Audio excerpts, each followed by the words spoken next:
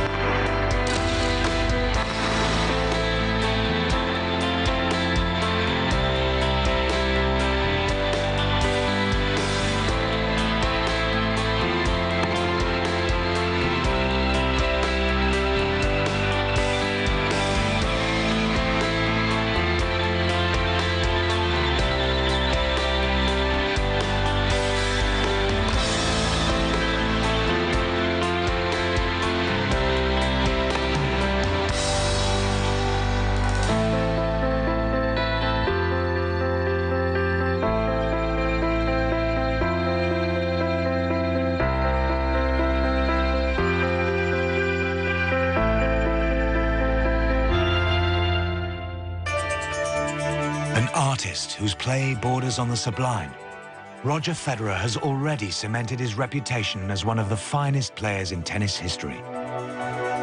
The most successful Grand Slam champion to have played the game, Federer can also now be regarded as its greatest.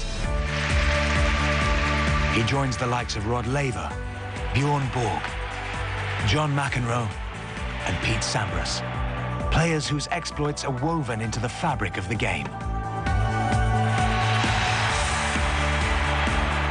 An emotional first victory at the French Open and a sixth title at Wimbledon are just the latest highlights of a trophy-laden career. For Roger Federer, 2009 has been a most significant season, both on and off the court. Well, obviously it's been very special going sort of through the pregnancy, you know, with my wife, and going through so many things on a personal level, then, you know, the birth of our children and staying focused on tennis and having all the success I've had, you know. I couldn't be more happy now, you know, looking back at 2009 and knowing that I finished #1 in the world again for the 5th time.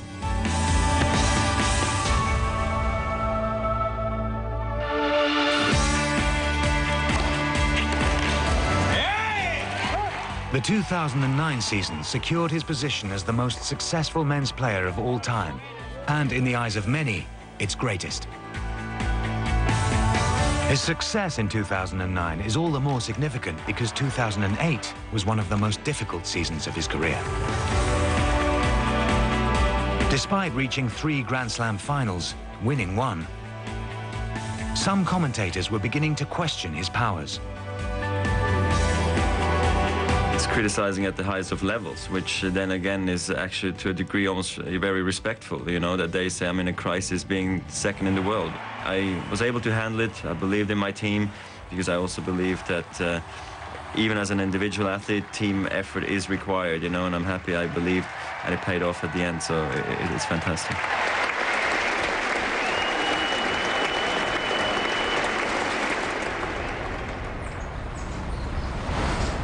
In 2009, a fitter, more determined Federer travelled to the Australian Open with renewed optimism.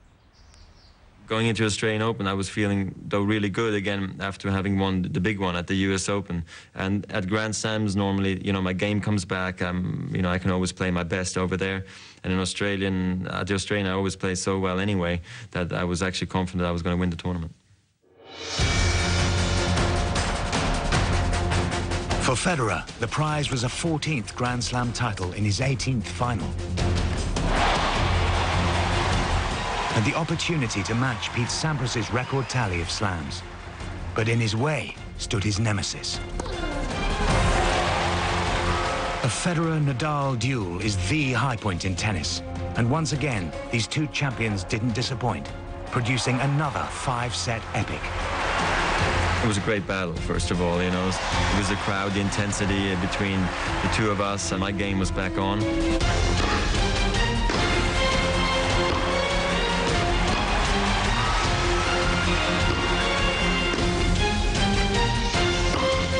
playing well too, and sure, he's my big rival. I knew it was going to be a good finals.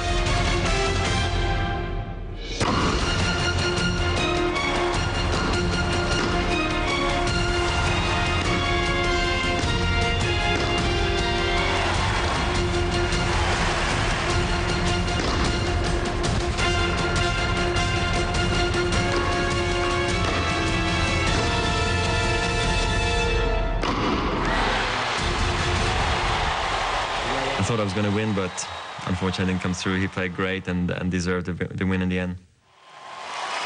For the 11th time in 15 finals between the two, it was the Spaniard who emerged victorious. Before the watching Rod Laver, the emotion of the occasion was too much for Federer. Maybe I'll try later again. I don't know. God, it's killing me.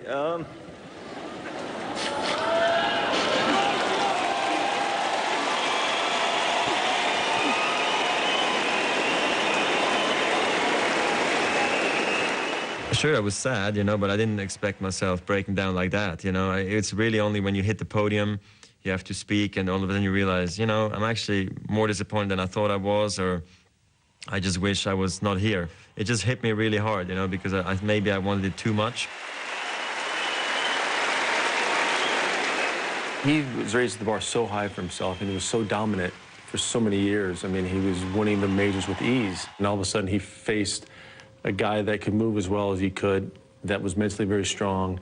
And this guy, he's just an animal, Nadal is, and I just think he felt like, wow, I'm not the best player in the world. Some people then thought, you know, it was like, oh, this is definitely the end for him and stuff. I was surprised to hear that, because I was just sort of really sad for an hour, and after that you kind of move on, and you're like, you know, this was actually a good match and a good tournament for me, and I'm looking forward to what's about to come.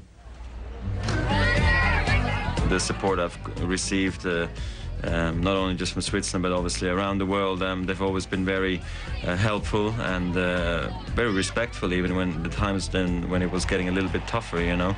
But they came out and supported me in a big way. For me to receive that kind of a support is very motivating for what's to come. Madrid is one of the few places where Federer fans are in the minority. But when the Swiss champion presented himself on Rafael Nadal's home ground, he did so better prepared than ever before. For almost 18 months, Federer had been second best to the Spaniard, but all that was to end in Madrid. A tenacious, aggressive performance gained Federer a straight sets win, only his second ever victory over Nadal on clay.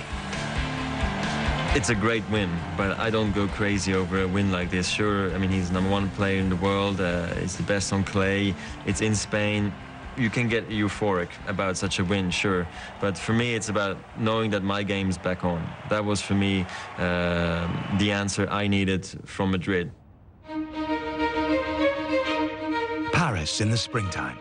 Delightful for most, but the source of a great deal of tennis heartbreak for Roger Federer. Despite dominating the other Grand Slam events, victory on the clay of Roland Garros had remained elusive. 3 times a finalist, 3 times a loser, all at the hands of Rafael Nadal. There's a positive side, knowing that I've been there so many times that, you know, if I keep giving myself chances, you know, you hopefully come through once. But at the same time, it's like, all right, I've been so close so many times. How many chances do I really get? But in 2009, there would be a seismic shift in the history of the French Open, and no record 5th consecutive title for Nadal.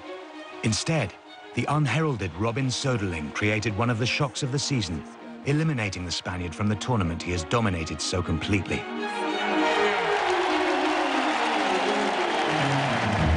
With his nemesis gone, Federer was presented with an opportunity of a lifetime. The question was, could he grasp it?